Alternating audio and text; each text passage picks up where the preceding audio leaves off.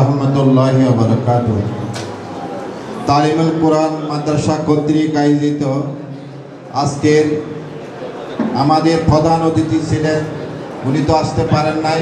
আমরা আশা করছিলাম উনি আমাদের মাঝে থাকবেন। তার সুযোগ্য সন্তান আমাদের সাতকানিয়ার গর্ব, উনি আমাদের মাঝে উপস্থিত আছেন। আমরা ন্যাশনাল এমপ্লয়ি হিউম্যান রাইটস ফাউন্ডেশনের পক্ষ থেকে এবং চ্যানেল কর্ণফুলীর পক্ষ থেকে ধন্যবাদ জানাচ্ছি। হযরত উলামায়ে কেরামগণ এবং ছাত্র ছাত্রী যারা উপস্থিত আছেন, চ্যানেল কর্ণফুলীর পক্ষ থেকে আমরা মোবারকবাদ জানাচ্ছি। আল্লাহ রব্বুল আলামিন আমাদেরকে সৃষ্টি করেছেন আল্লাহর গোলামি করার জন্য, দুনিয়ায় এবং আখিরাতের কল্যাণে কাজ করার জন্য। আমরা তারে অনুসারী হিসাবে তারে দায়িত্ব পালন ক্ষেত্রে আজকে হযরত মাওলানা তৈয়ব সাহেব আমাদেরকে উপহার দিয়েছেন একটি মাদ্রাসা।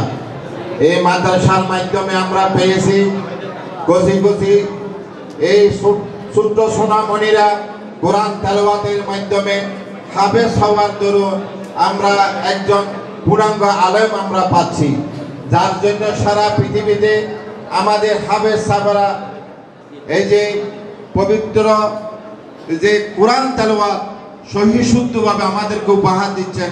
আমরা ন্যাশনাল এমপ্লয়ি হিউম্যান রাইটসের পক্ষ থেকে সবাইকে মোবারকবাদ জানাচ্ছি। আল্লাহ রব্বুল আলামিন আমাদেরকে সৃষ্টি করেছেন আল্লাহর জমিনে আল্লাহর দ্বীন কায়েম করার জন্য। সেই দ্বীনকে আমরা প্রতিষ্ঠা করতে পারতেছি না দুইটা কারণে।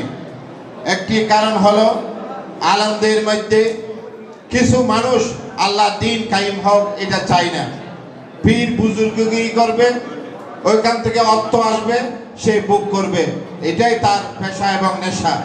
আরেক শ্রেণীর মানুষ আছে মুসলমান হওয়া সত্ত্বেও তারা আল্লাহর দ্বীন কায়েম হোক এটা চায় না, যার জন্য আমরা আল্লাহর দ্বীন, আমরা মুসলমান, আমাদের ঈমান আছে, আমরা কোরআন পড়ি, আমরা হজ করি, আমরা যাকাত দিই, আমরা সবই করি, কিন্তু একটা জিনিস না থাকার কারণে, আমরা আল্লাহর দ্বীন জমিনে কায়েম না থাকার কারণে, কোরআন সুন্নাহ অনুযায়ী দেশ পরিচালনা না হওয়ার কারণে আমরা আজ অসহায়। আমরা এই যে মুসলমান হওয়া সত্ত্বেও আমরা সে পূর্ণাঙ্গ মুসলমান হতে পারতেছি না। আমাদের ব্যবসা বাণিজ্যের চতুর্দিকে আমরা চলাচলের ক্ষেত্রে কোরআনের সুন্নাহর আইন না থাকার কারণে আমাদের গুনাহ হচ্ছে, আমরা সবাই গুনাহগার হয়ে যাচ্ছি। যার জন্য আমাদের একটি মাত্র অভাব, সেটা হলো আল্লাহর কোরআনের এবং রাসূলের সুন্নাহ অনুযায়ী দেশ পরিচালিত করা।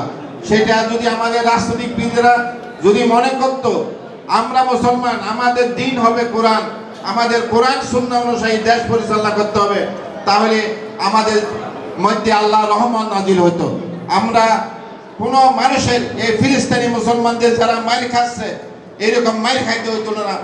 যে সময় আল্লাহ রাব্বুল আলামিনের কাছে ফরিয়াদ করার সাথে সাথে যদি হক্কানি আমরা মুসলমান হতে পারতাম, আমাদের তাকওয়া থাকতো, আমাদের ফরিয়াদটুকু আল্লাহ শুনতো। আজ আমরা আমাদের চোখের সামনে ফিলিস্তিনি মুসলমানরা মাইর খাচ্ছে, আমাদের কিছু করার নাই, আমরা শুধু দোয়া করতেছি, সেই দোয়া আল্লাহ রাব্বুল আলামিন কবুল করতেছে না, কারণ আমরা গুনাহগার, আমরা সব দিকে গুনাহগার। তাই এই যে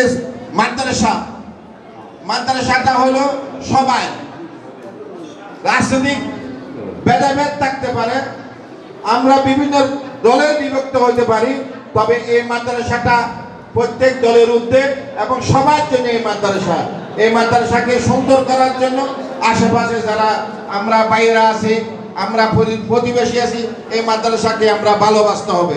এই মাদ্রাসার যে নিয়ম কানুন এবং পার্শ্ববর্তী যে যাদের দায়িত্ব, তাদেরকে দায়িত্ব পালন করতে হবে, না হলে আমরা গুনাহগার হব।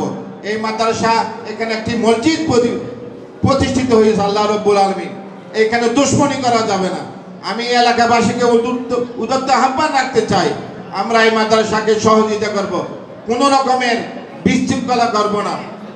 তাহলে যদি করি আল্লাহ রাব্বুল আলামিন এই কোরআন পাখিগুলি, ছোট ছোট পাখিগুলি যে কোরআন মুখস্থ করতেছে, একটি কোরআন মুখস্থ করার জন্য 100 বার 200 বার 300 বার পড়তে হয়, তাহলে একটি ছেলে 200টা কোরআন খতম দিচ্ছে।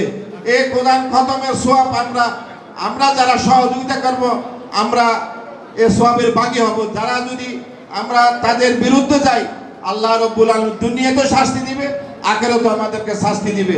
তাই আসুন আমরা এই মাদ্রাসাকে ভালোবাসি, এই মাদ্রাসার অসম্পূর্ণ কাজগুলি যেন আমরা করতে পারি, সে তৌফিক যেন আল্লাহ সবাইকে দান করে।